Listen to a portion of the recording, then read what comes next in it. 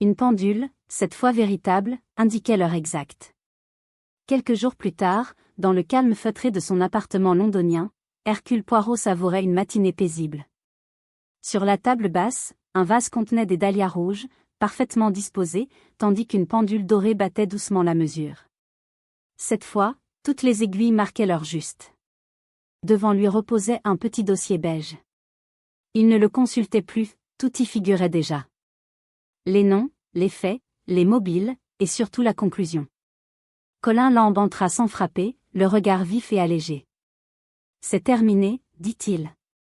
Ils ont arrêté Travers. » Poirot esquissa un sourire empreint de tendresse. « Ah, Monsieur Travers, le très discret voisin de Wilbraham Crescent. Toujours convenable en apparence. Il travaillait pour un service parallèle, expliqua Colin. Reconverti dans le privé. Il avait repéré Ravenne dès son retour au pays. Ils l'ont suivi, puis supprimé. Travers a choisi la maison de Miss Pepmarsh pour agir, parce qu'elle se trouvait à proximité et qu'elle offrait un accès simple par le jardin. Sheila n'a été qu'un pion de plus. Poirot hocha gravement la tête. Les pendules n'étaient qu'une diversion, de la poudre aux yeux, un artifice dramatique destiné à faire perdre du temps à la police. Et cela a presque réussi. Colin s'installa dans le fauteuil de cuir. J'ai encore du mal à y croire. Un ancien espion retrouvé mort dans une banlieue tranquille? Une aveugle manipulée, une jeune dactylo piégée. Cela arrive plus souvent que vous ne l'imaginez, répondit Poirot doucement. Les crimes véritablement sophistiqués ne sourdissent pas toujours dans des châteaux isolés ou des ruelles obscures. Ils naissent au cœur même du quotidien, dans de modestes salons. Colin resta un moment silencieux, puis ajouta. Sheila va mieux.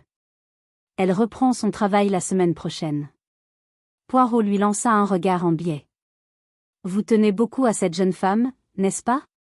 Colin esquissa un sourire gêné. Elle a été courageuse. C'est rare, et précieux. Poirot se leva, marcha jusqu'à la fenêtre. Dehors, le brouillard s'épaississait, mais au fond de l'affaire tout était désormais limpide. Ravenne avait voulu se repentir. Il détenait des documents, des noms. Il avait pris contact avec Miss Pepmarsh pour créer un prétexte, une couverture. Mais Travers l'attendait. Il frappa avant qu'il ne puisse parler et mit en scène cette comédie absurde afin que la police s'égare, tandis que ses complices récupéraient les preuves. Mais ils ne les ont pas trouvées, ajouta Colin. Miss Pepmarsh les avait dissimulées dans une vieille boîte à couture. Hier soir, elle les a remises aux autorités. Ce n'était pas tant des secrets militaires que des preuves de transactions entre sociétés étrangères. Suffisant pourtant pour compromettre bien des carrières, observa Poirot. Le mobile, toujours le mobile. Argent, pouvoir. Voilà les vrais meurtriers. Il se tourna vers Colin. Et vous, maintenant? Je vais prendre quelques jours de repos. Londres m'épuise parfois. Et Miss Webb? Vous accompagnera-t-elle? Cette fois, Colin sourit franchement. Peut-être. Elle m'a proposé de visiter Ri. Elle aime les falaises, paraît-il. Poirot leva les mains comme pour bénir. L'amour et les falaises, voilà qui est bien anglais, et bien romantique. Il tendit le dossier à Colin. Gardez-le. Comme souvenir. Mais souvenez-vous, dans cette affaire, comme dans tant d'autres, ce sont toujours les détails qui révèlent la vérité. Une pendule de trop, une jeune femme envoyée à l'avance, un nom inventé, une maison qui semblait muette mais qui avait tout entendu. Colin se leva, prit le dossier et serra la main de son ami. Merci pour tout. Non, c'est moi qui vous remercie, répondit Poirot. Sans vos observations sur les pendules, je n'aurais pas compris que l'heure n'avait aucune importance, que le temps, ici, n'était qu'un écran de fumée destiné à masquer le crime. Ils se quittèrent. Tandis que Colin disparaissait dans la brume londonienne, Hercule Poirot, demeuré seul, ajusta la pendule dorée d'un geste précis. 13 minutes. Un sourire passa sur son visage. 13 minutes, quelle heure absurde pour mourir. Et voilà, notre histoire s'achève pour ce soir. J'espère qu'elle vous a enveloppé de douceur et qu'elle vous guide à présent vers un sommeil profond et réparateur. Pour ne manquer aucune de nos prochaines histoires, N'oubliez pas de vous abonner et partager ce moment de sérénité avec vos proches. Prenez soin de vous et faites de beaux rêves. À très bientôt. Et pourquoi elle? Peut-être parce qu'elle n'avait pas de famille proche, parce qu'elle demeurait vulnérable, isolée, une proie facile? Poirot esquissa un sourire. Vous vous attachez, mon ami. Cela trouble votre jugement. Colin rougit, mais insista. Elle est innocente. Je ne le conteste pas, reprit Poirot calmement. Mais ce n'est pas la question. Ce qu'il nous faut comprendre, c'est pourquoi elle a été choisie pour découvrir le corps.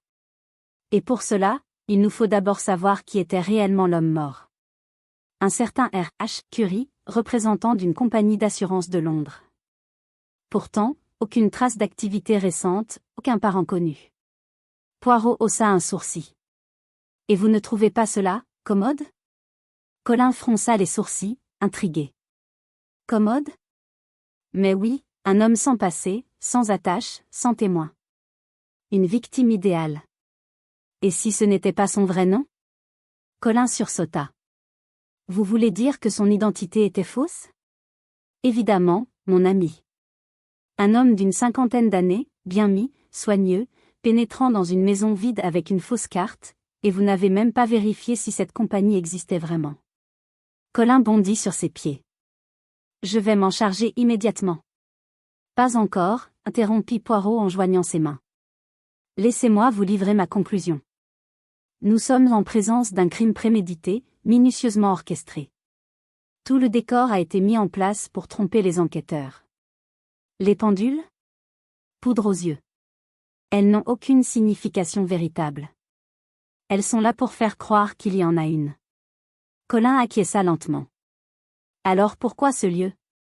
Pourquoi chez Miss Pepmarsh? Parce que l'endroit s'y prêtait à merveille, une femme aveugle, donc vulnérable, une maison sans téléphone, donc difficile à vérifier, un accès commode pour le meurtrier.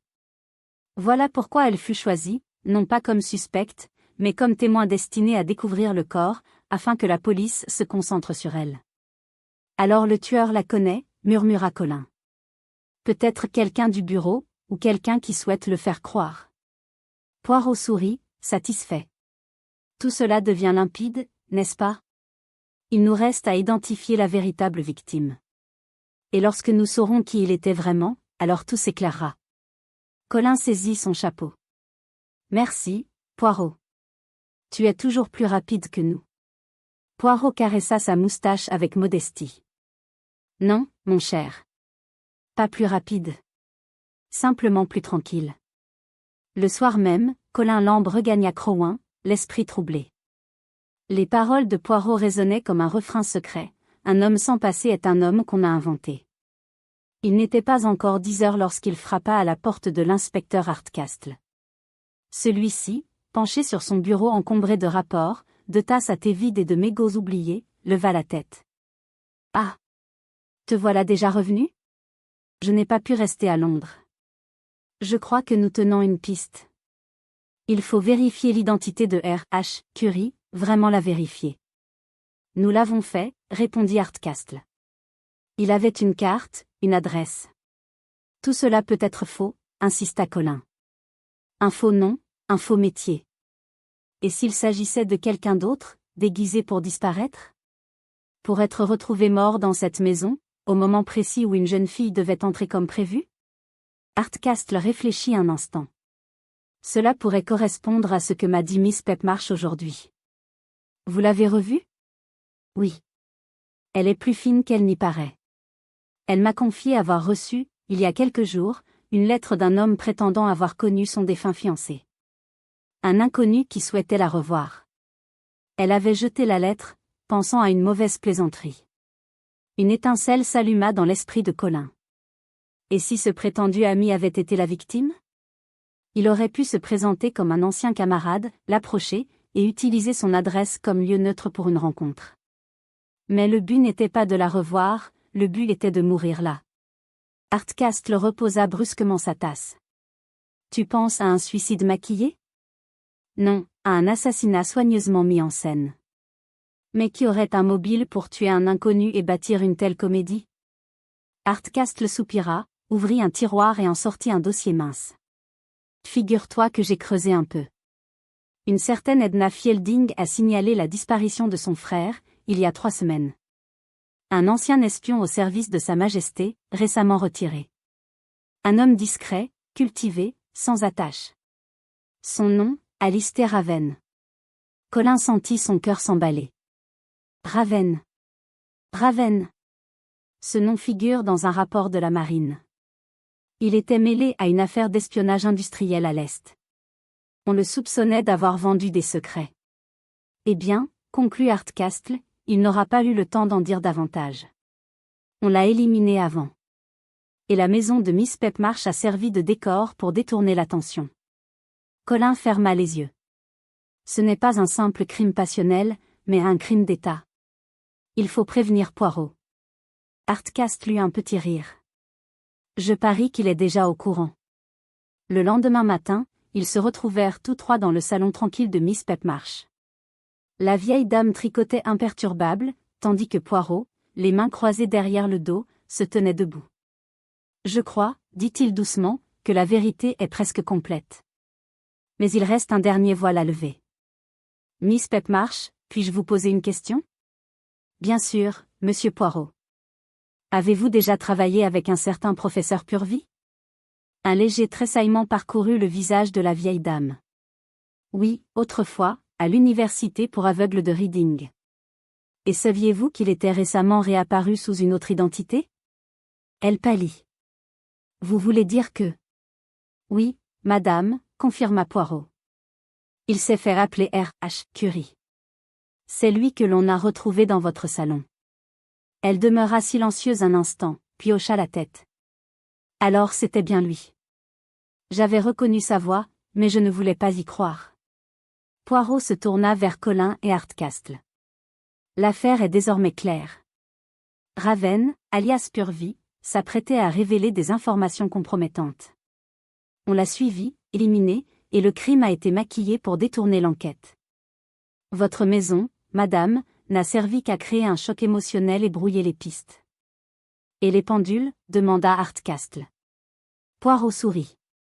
Elles provenaient d'un brocanteur local, acheté en vrac et déposé là pour créer une impression de mystère. Une mascarade, tout comme le nom de Rosemary inscrit sur l'horloge, sans doute celui d'une ancienne propriétaire. Rien à voir avec l'affaire. Colin demanda doucement. Et Sheila? Est-elle hors de cause? Complètement, répondit Poirot. Mais traitez-la avec délicatesse, elle a été instrumentalisée, et cela laisse des cicatrices. Miss Pepmarsh posa son tricot. Et moi, monsieur Poirot? Que dois-je faire, maintenant? Il répondit avec douceur. Continuez à tricoter, madame. Et laissez la justice suivre son cours. Sachez seulement que vous n'avez rien à vous reprocher. Un silence apaisé s'installa dans la pièce, seulement troublé par le tic-tac régulier d'une pendule. Quelque chose clochait, pensait Hardcastle, et l'affaire commençait à sentir le piège. On va dîner? Proposa Colin en regagnant la voiture. Volontiers, répondit Hardcastle. Mais ce soir, pas d'horloge, juste du bœuf saignant et une pinte. Ils roulèrent en silence. Le soleil se couchait, avec lui, les certitudes semblaient s'effacer. Le lendemain, à 10 heures précises, l'inspecteur Hardcastle tenait une tasse de thé entre les mains et observait Colin Lamb d'un œil presque critique à travers la vapeur. Ils étaient installés dans la salle à manger d'un modeste hôtel au bord de la mer. Le thé était tiède, les toasts mous, mais la conversation réchauffait l'atmosphère. « Tu as réfléchi à cette histoire de pendule ?» demanda Hardcastle en reposant sa tasse. « Toute la nuit » répondit Colin. « J'en reviens toujours à la même conclusion, ces horloges ne sont pas là pour indiquer l'heure. » Aucune n'était remontée, toutes bloquées sur 16h13, une mise en scène soigneusement orchestrée. Mais dans quel but? Hardcastle haussa les épaules. Peut-être pour embrouiller l'enquête, fit-il observer, pour suggérer un sens caché ou, au contraire, créer le chaos. Colin hocha lentement la tête. Et si c'était plus simple, répliqua-t-il. Ces pendules pourraient viser quelqu'un en indiquant une heure précise, une sorte de message codé. 4 horloges rapportées dans la pièce, et puis une 5e, la petite à l'inscription Rosemary, plus intime, plus personnelle. Tu crois à un message pour Miss Pepmarsh? Peut-être pas pour elle, dit Colin. Plutôt pour quelqu'un d'autre, quelqu'un qui fréquente la maison, ou pour celui qui y entrerait, comme Sheila Webb. Colin évita de prononcer le mot « complice ». Il remua lentement sa cuillère. Je n'arrive pas à croire qu'elle ait orchestré quoi que ce soit, dit-il enfin. Elle avait l'air vraiment bouleversée.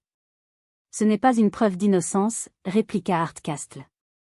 Mais son comportement est cohérent, sauf sur un point, elle a été choisie. Et ça, ce n'est pas un hasard. Un silence tomba. Puis Colin reprit, Miss Martindale a dit avoir reçu un appel à 13h49 demandant spécifiquement Sheila Webb. Si ce n'était pas Miss Pepmarsh, qui alors? Pourquoi Sheila? Comment ce coup de fil savait-il que la porte serait laissée ouverte, que Miss Pepmarsh n'avait pas de téléphone? Cela sent la connaissance intime des lieux ou une mise en scène conçue pour paraître intime. Trop d'éléments précis donnent l'impression d'un faux semblant.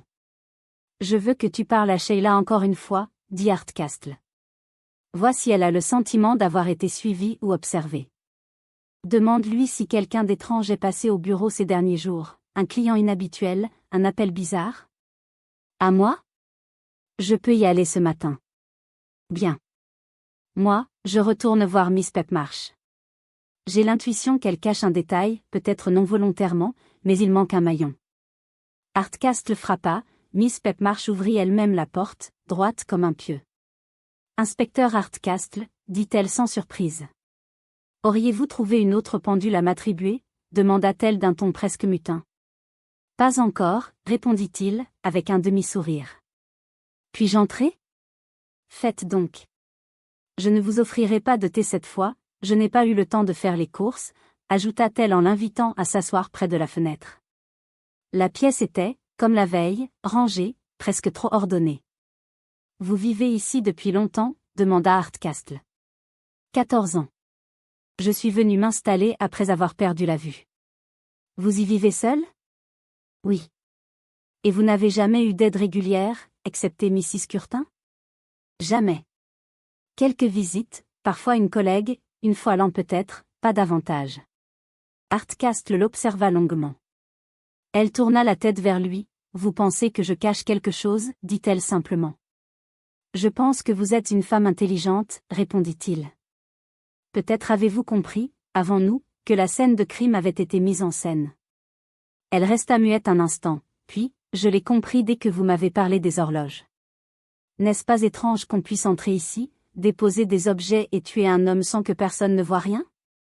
J'ai trouvé cela troublant, mais je n'ai rien vu, rien entendu. Je vous ai dit la vérité. Alors, trouvez celui qui a déplacé le temps, conclut-elle en se tournant vers la comptoise. Il a réglé les aiguilles du mensonge. Hardcastle resta un instant immobile, puis il sortit sans un mot.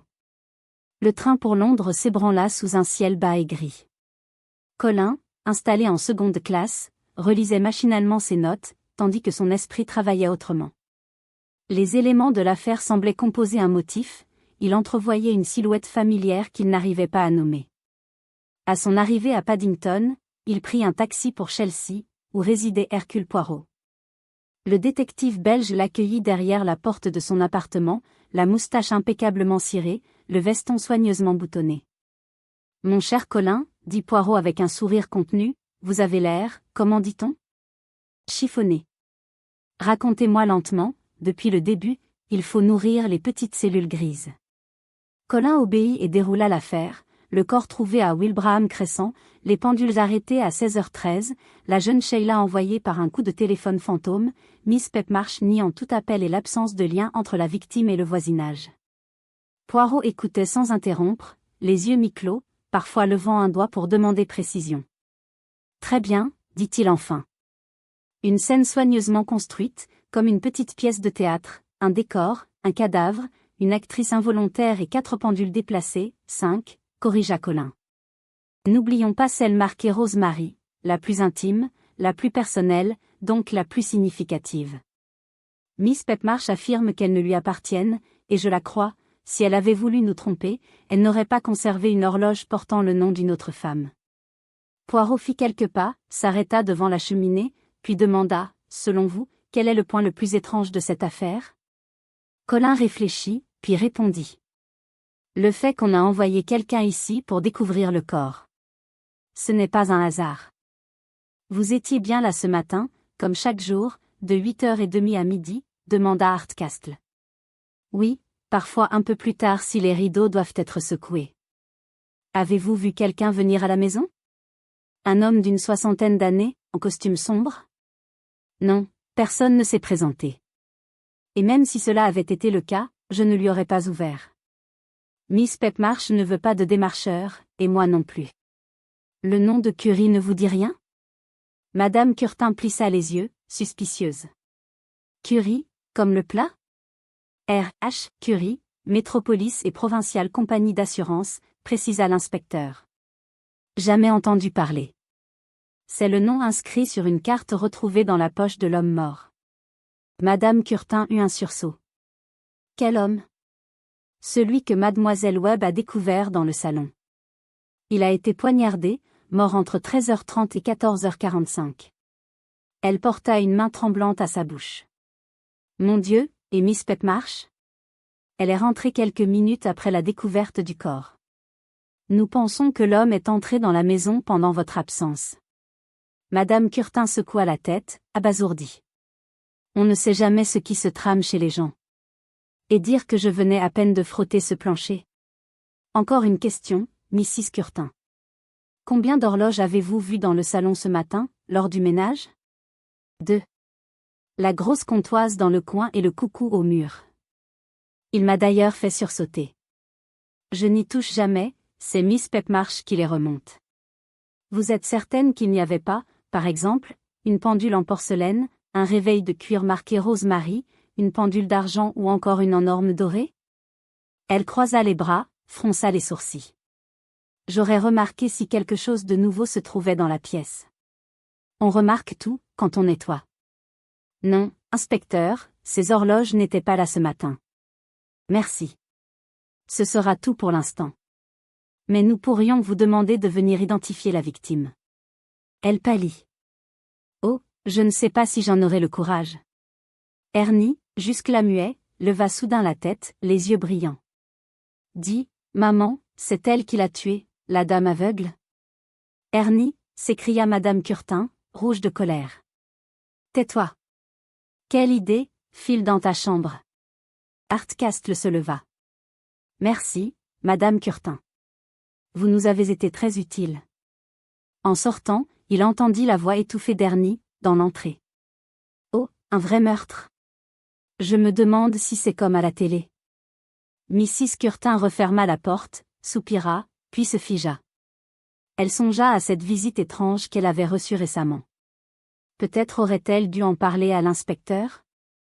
Mais, après tout, cela ne signifiait sûrement rien.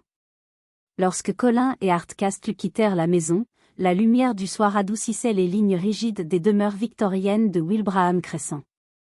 Le soleil couchant se reflétait sur les cheminées, tandis qu'un charroux, toujours juché sur le muret du Diana Lodge, suivait leur passage d'un regard dédaigneux. Hardcastle enfonça les mains dans ses poches. Eh bien, voilà un témoignage solide. La femme de ménage est catégorique, il n'y avait que 2 horloges ce matin. Le moindre changement ne lui échappe pas, surtout lorsqu'elle fait le dépoussiérage. Ce qui signifie, observa Colin, que quelqu'un les a introduites dans la maison après son départ, donc dans l'après-midi, mais avant l'arrivée de Sheila Webb, peu avant 15 heures. Et cet homme Curie est censé être entré sans frapper, s'être assis, avoir attendu, pour finir poignardé, entouré de 6 pendules parfaitement synchronisées, dont aucune n'était à lui, ajouta Hardcastle. Ils montèrent dans la voiture. L'inspecteur donna l'adresse suivante au chauffeur. Cavendish Secretarial Bureau, Palace Street. Colin haussa un sourcil. Tu crois que tout commence là? Martindale confirme que l'appel a été passé à 13h49. Nous devons découvrir qui a téléphoné, et pourquoi. Miss Pepmarsh affirme n'avoir appelé personne, n'avoir jamais demandé de dactylo, ni entendu parler de Sheila Webb. Cela signifie que quelqu'un a délibérément envoyé cette jeune femme dans la maison, pour qu'elle découvre le corps, et pour que l'on croie qu'elle connaissait la victime. La suspecte idéale. Colin le regarda en coin. Tu n'es pas convaincu? Si. Mais je suis persuadé qu'elle est innocente. Pourquoi? Instinct, et peut-être aussi un certain intérêt personnel. Hardcastle eut un sourire en coin. Elle est jolie, je te l'accorde. Le bureau Cavendish se trouvait dans une maison ancienne, reconvertie en commerce, à 2 pas de l'esplanade. À côté, un studio de photographie exposait en vitrine des portraits figés, bébés joufflus, jeunes mariés au sourire crispé. De l'autre côté, un magasin de charbon vétuste semblait sommeiller derrière sa devanture poussiéreuse. Ils gravirent les marches menant à l'entrée. Un panneau veuillez entrer les conduisit dans une pièce animée par le cliquetis régulier des machines à écrire. 3 jeunes femmes tapaient avec application. L'une d'elles, une brune à l'air distrait, mâchonnant visiblement un bonbon, leva les yeux. Miss Martindale est occupée. Mais je vais lui dire. Elle décrocha le téléphone. 2 messieurs pour vous, Miss Martindale. Puis elle les conduisit vers le bureau intérieur. Miss Martindale, une femme solidement installée dans sa cinquantaine, les cheveux sable relevés en chignon impeccable, leva les yeux, surprise. Inspecteur Hardcastle? Il lui tendit sa carte. Colin s'installa discrètement sur une chaise près de la porte. Nous enquêtons sur un incident survenu cet après-midi à Wilbraham Crescent, commença Hardcastle. Une de vos employées, Miss Sheila Webb, s'y est rendue. Tout à fait. Miss Martindale resta impassible. Une certaine Miss Pepmarsh a téléphoné à 13h49. Elle demandait une dactylo pour 15h et voulait spécifiquement Miss Webb. A-t-elle expliqué pourquoi? Elle a dit que Miss Webb avait déjà travaillé pour elle. Or, Miss Webb m'a assuré du contraire. Et vous ne connaissez pas personnellement Miss Pepmarsh? Non. Hardcastle la fixa, grave. Pourtant, Miss Pepmarsh n'y avoir appelé. Elle n'a même pas de téléphone. Le masque impassible de Miss Martindale se fissura un instant. Dans ce cas, quelqu'un a menti. C'est bien notre avis. Ce faux appel a conduit Sheila Webb dans la maison, où elle a découvert un cadavre. Miss Martindale écarquilla les yeux. Un mort? Mon Dieu! Elle ne m'a rien dit. Un certain R.H. Curie, représentant d'assurance. Cela vous évoque-t-il quelque chose? Absolument rien. Hardcastle se leva. Merci pour votre aide. Si quelque chose vous revient, contactez-moi.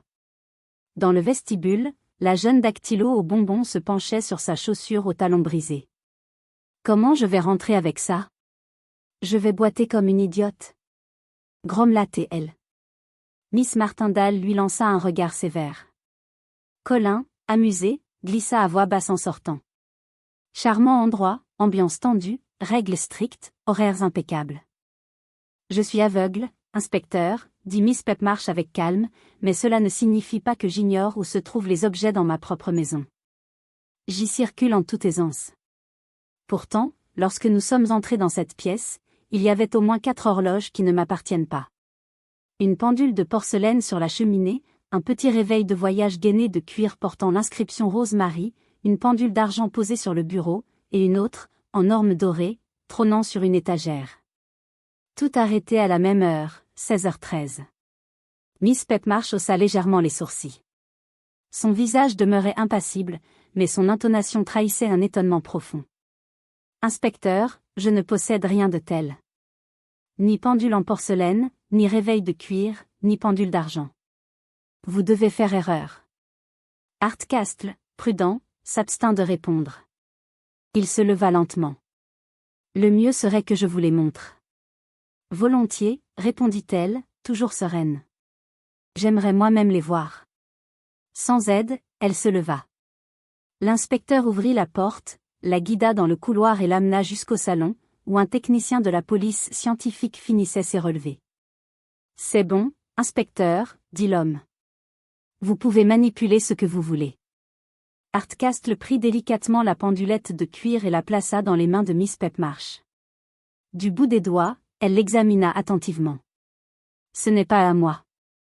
Je n'ai jamais touché cette pendule auparavant. Elle se trouvait sur la table près de la fenêtre, précisa l'inspecteur. Il lui donna ensuite la pendule de porcelaine, fragile, qu'elle manipula avec une extrême précaution. Non plus. Très jolie, sans doute, mais elle n'est pas à moi. Vous dites qu'elle était sur la cheminée? À droite? Là où se tenait un bougeoir? Oui, répondit Hardcastle. L'autre bougeoir a été repoussé sur le côté, sans doute pour faire place à cette pendule. Puis vinrent la pendule d'argent et celle en orme doré. Miss Pepmarsh les effleura avec le même soin avant de les repousser d'un geste ferme. Inspecteur, je vous le répète, aucun de ces objets ne m'appartient. Ils ont été introduits ici après mon départ, vers 13h30. Hardcastle la scrutait avec une attention soutenue. Sa voix était nette, sans tremblement, empreinte d'une sincérité irréprochable. Très bien, dit-il enfin. Nous allons les emporter au poste. Vous en recevrez un récépissé. Le technicien confirma. Aucune empreinte exploitable, inspecteur. Pas de traces nettes sur le cuir, le métal ou le vernis. Toutes sont arrêtées à la même heure, aucune n'a été remontée. Hardcastle acquiesça, puis s'approcha de la table où reposaient les effets personnels de la victime, un portefeuille contenant quelques livres et demi, un mouchoir de soie sans monogramme, un flacon de comprimés digestifs et une carte de visite. Il lut à voix haute. Monsieur R. H. Curie, compagnie d'assurance Métropolis, provinciale, rue Denvers, Londres W2. Il se tourna vers Miss Pepmarsh. Ce nom vous est-il familier? Cette compagnie? Non, jamais entendu parler. Je n'ai aucune assurance chez eux, et personne n'était censé venir m'en entretenir. Après un instant de silence, l'inspecteur proposa. Souhaiteriez-vous examiner le visage de la victime? Peut-être pourriez-vous la reconnaître au toucher. Si cela peut vous aider, répondit-elle simplement. Ce n'est pas agréable, mais je n'ai pas peur. Il la guida autour du canapé. Elle s'agenouilla sans hésiter, effleura les traits de l'homme, ses cheveux, la ligne du menton. Ses doigts s'attardèrent un instant derrière l'oreille gauche, puis elle se redressa. Non, je ne le connais pas.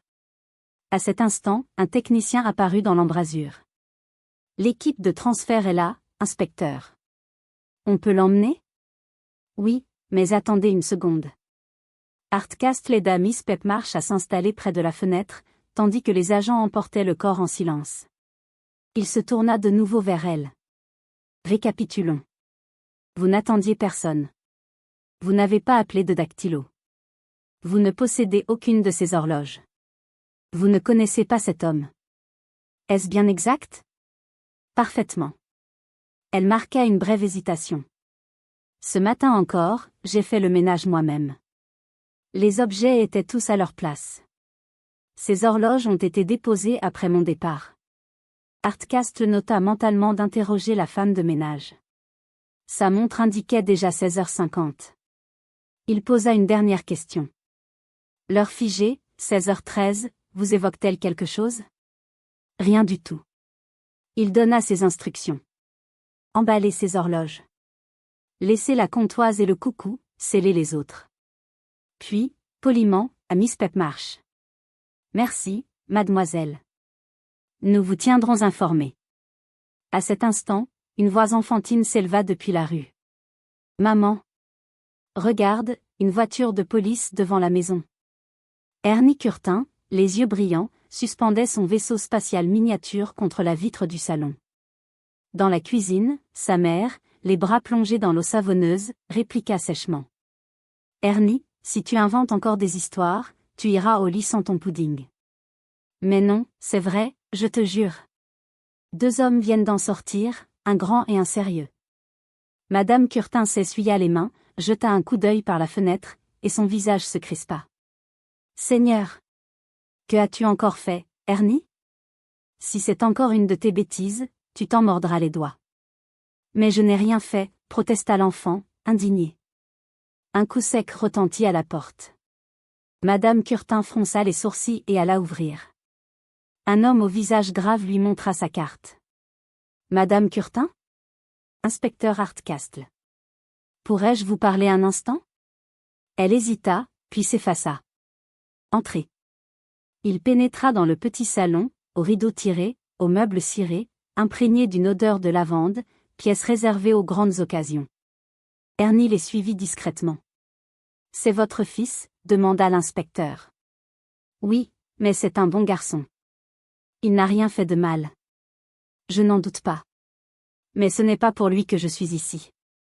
Je souhaite vous poser quelques questions sur la maison où vous travaillez, le numéro 19, Wilbraham Crescent. » À ces mots, le visage de Madame Curtin s'adoucit.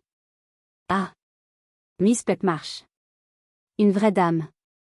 Aveugle, pauvre âme, mais si courageuse. Elle vit seule, vous savez. »« Vous le connaissez ?» demanda Colin. « Pas le moins du monde. Il faut prévenir la police. »« Avez-vous un téléphone ?» ?»« Non. » Colin la fixa. Elle paraissait calme. Trop calme, songea-t-il. « Vous habitez ici ? » ?»« Oui. »« Alors, dites-moi ce que vous savez. » »« Je suis rentré des courses. J'ai franchi le seuil, et aussitôt, j'ai senti une présence. J'ai entendu un souffle, léger. J'ai demandé, « Qui est là ?» Une voix a crié, paniquée, qu'il y avait un mort. Puis elle s'est précipitée dehors, en courant. Et vous ? J'ai avancé doucement. Mon pied a heurté quelque chose. Je me suis penché, j'ai touché une main froide. Alors, j'ai su. Je me suis assise là, et j'ai attendu. La jeune femme donnerait l'alerte. Mieux valait ne rien toucher. Colin était impressionné. Aucun cri, aucune panique. Elle avait réagi avec un sang-froid admirable. « Je m'appelle Colin Lamb, » dit-il. Je passais dans la rue. La jeune femme, je l'ai laissée près de la grille. Elle est choquée. « Amenez-la dans la salle à manger, » dit-elle. Je vais préparer du thé. Vous savez, jeune homme, je suis aveugle, par impotente. J'habite ici depuis 14 ans. Elle esquissa un sourire bref. Miss Pepmarsh, ajouta-t-elle. Colin descendit. La jeune femme se redressa difficilement. Il est vraiment ? Oui, il est mort. Venez. Miss Pepmarsh prépare du thé. Elle est aveugle ? Oui. Mais elle est calme et lucide. Venez vous asseoir, le thé vous fera du bien. Il l'installa dans la salle à manger, puis partit téléphoner à la police. Crowhurst Police, dit une voix monotone. L'inspecteur Hardcastle, s'il vous plaît, de la part de Colin Lamb. Quelques secondes plus tard. Colin ? Mais qu'est-ce que tu fiches à Crowhurst ? J'ai trouvé un mort au 19, Wilbraham Crescent. Poignardé. Mort depuis environ une demi-heure. Tu l'as trouvé ? Non. Une fille est sortie en hurlant. Je suis entrée. Le corps était bien là.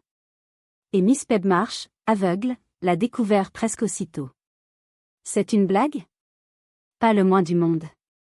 Bon, reste sur place. J'arrive. Miss Pepmarsh prépare du thé. Charmant, grogna Hardcastle.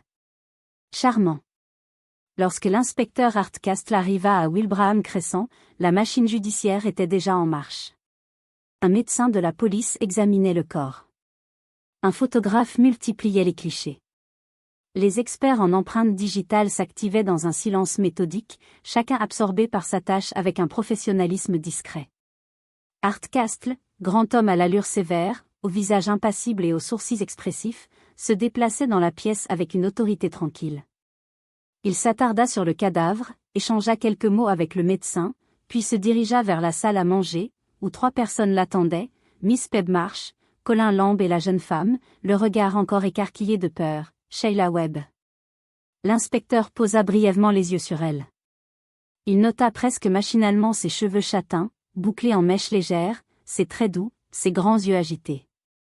Jolie, pensa-t-il intérieurement. Je suis l'inspecteur Hardcastle, dit-il en se présentant à Miss Pepmarsh. Il la connaissait de réputation, ancienne institutrice, désormais spécialiste du braille à l'Institut Harrowden pour enfants handicapés. Une femme respectée dans la communauté. Rien, en apparence, qui puisse la relier à un cadavre sanglant. C'est une affaire bien pénible, Miss Pepmarsh. J'aurai besoin d'un compte précis de chacun. Mais je vais commencer par Miss Webb, si vous le permettez. Il ouvrit la porte de la cuisine attenante. Installez-vous ici, mademoiselle. Nous serons plus tranquilles. Un jeune détective prenait déjà des notes à une petite table en formica.